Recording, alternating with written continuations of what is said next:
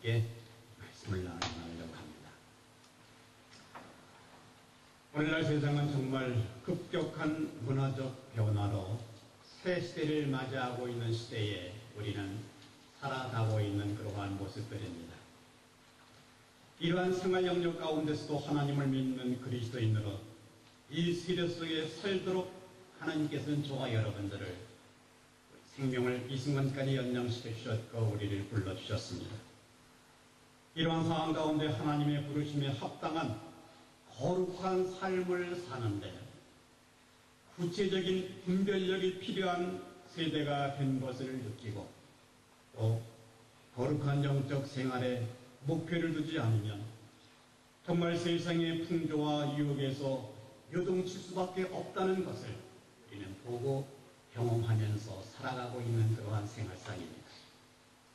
세상을 살되 망령되고 헛된 신화와 세상 풍조에서 어떻게 거룩한 생활을 하면서 승리할 수가 있을까? 예수님을 믿고 확실한 사명을 발견한 사람들이라 할지라도 거룩한 생활을 위한 방향을 잃으면 절대로 승리하지도 못하고 죄의식까지 느끼며 사는 패배한 그리스도인으로 살아갈 수 있다는 겁니다. 불란서 유학주에 있거나 나그네처럼 이방 나라에 살고 있는 외국 생활 속에서도 정말 얼마나 거룩한 생활을 우리는 살아가고 있는가. 하루라는 책받기에서 거룩해야 할 일은 구체적으로 무엇이고 그 과제를 말씀의 뜻대로 나는 살고 있는가. 1년이라는 책받기에서 집요하게 따라다니는 헛된 일들을 어떻게 처리하면서 살아왔는가. 10년이라는 책받기에서 거룩한 사명을 따라 사는 즐거움이 이 세상 속에서 변질되지 않은 상태가 나의 삶의 모습이었는가. 우리는 하루를 살아도 거룩하게 살고 마음과 목숨과 생명을 위협해도 말씀을 따라 사는 일에 전부 들여 살아날 수 있는지 우리는 이 시간에 하나님께서 우리에게 주는 귀한 말씀을 다시 한번 마음 가운데 묵상하는 그러한 시간이 되기를 바랍니다. 청교도 시대에 한 사람이 예수를 믿고 그 교회의 멤버가 되려면 거의 예외 없이 입교 문답을 했어야만 했습니다. 그래서 교인으로 받아들이는 위원회가 있었습니다. 한 자매가 이제 문답을 하게 되었습니다. 위원회 집사님들은 자매에게 이러한 질문을 합니다. 자매는 예수님을 믿기 전에 자신이 죄인임을 인정하십니까? 자매는 대답합니다. 예 라고 대답합니다. 다시 물었습니다. 예수를 믿은 후에는 자신을 어떻게 느끼고 있습니까? 자매는 대답합니다. 지금은 전보다 더 큰 죄인이라고 느끼고 있습니다. 그렇다면 예수 믿기 전과 예수 믿은 이후에 달라진 것은 무엇입니까? 자매는 대답합니다. 예전에는 제가 죄의식도 없이 죄를 향하여 달려가고 있는 죄인이었지만 예수님을 믿은 이후에 지금은 죄로부터 도망치고 있는 의인된 죄인이라고 말할 수 있습니다. 예수 믿기 전의 상태를 묘사할 때에 죄를 향하여 달려가고 있는 죄인이었지만 예수 믿은 이후에 죄로 도망치고 있는 의인된 죄인, 굉장한 차이점이 있는 것을 보게 됩니다. 지금 여러분은 죄를 향하여 달려가고 있습니까? 아니면 도망가고 있습니까?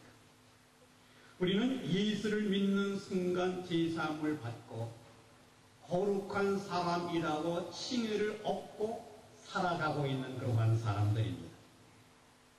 의롭다함을 받고 하나님의 자녀가 된 것 틀림없는 사실이지만 우리가 그리스도인이 되었다고 해서 제 문제가 끝난 것은 아닙니다.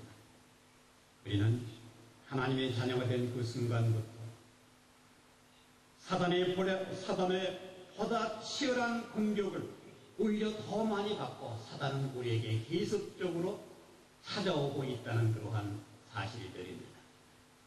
사단은 우리를 멸망시키고 유혹하기 위하여 집요하게 공격을 해오고 있습니다. 요한복음 10장 10절 말씀에 도적이 오는 것은 도둑질하고 죽이고 멸망시키기 위한 것이라는 말씀처럼 사단은 우리를 멸망의 길로 이끌기 위하여 갖가지 수단을 사용하고 있습니다. 신앙생활에 시작한다는 것은 일종의 영적 전쟁에 돌입하게 된다는 겁니다. 어린아이가 사나운 동물을 보면 어떻게 도망칠 것인가를 생각하듯이 믿음의 첫 단계의 영적 전쟁 승리의 중요한 과제 가운데 하나는 죄로부터 도망치는 것을 배우는 겁니다. 그러나 이것은 매우 소극적인 태도라고 볼 수 있습니다. 아무튼 죄로부터 떠나야 한다는 그러한 말입니다. 그러나 지속적 영적 생활을 승리하기 위하여 적극적으로는 거룩해지는 일에 자신을 온전히 드리는 생활을 하는 겁니다. 매일매일 거룩하신 예수님을 따라가는 생활, 이러한 생활을 성화라는 그러한 단어로서 신학적 단어가 있습니다. 예수님을 따라가는 것은 말씀을 따르는 생활상입니다. 말씀을 순종하는 생활이야말로 거룩한 유익을 가져다 주고 있습니다. 하나님, 저에게 거룩의 축복을 갈망하오니 나에게 거룩을 주옵소서. 우리가 가져야 할 성경의 가치관에 있어서 가장 앞서가야 할 것은 거룩의 축복입니다. 우리가 행복을 원하지만 행복보다 더 훨씬 더 중요한 가치관은 거룩한 삶이어야만 합니다. 구약에서 창세기를 가리켜서 시작의 책이라고 말을 합니다. 만물의 역사와 인류가 어떻게 시작되었는지를 보여주고 있는 것뿐만 아니라 죄가 어떻게 시작되었는가를 보여주고 있는 것이 창세기입니다. 그 다음에 출애굽기는 이스라엘 백성들이 노예된 상태에서 어떻게 해방되었는가를 알려주는 해방의 기록입니다.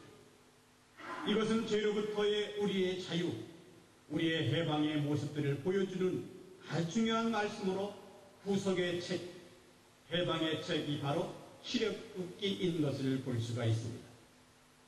출애굽기의 다음에 나오는 레위기는 죄로부터 구원받은 우리가 어떻게 거룩해지는가를 가르치고 있는 내용으로 구성되어 있습니다. 그래서 레위기 8절 말씀 보시면 말씀이 있으리라. 너희는 스스로 깨끗게 하여 거룩할지어다. 나는 너희 하나님 여호와니라. 너희는 내 규례를 지켜 행하라. 나는 너희를 거룩게 하는 여호와니라. 하나님은 나는 너희를 거룩하게 하는 여호와라고 말씀하시고 있습니다. 하나님 자신 거룩한 분이라고 스스로 말씀하고 있는 겁니다. 성품에 있어서, 본질에 있어서, 속성에 있어서 거룩하십니다.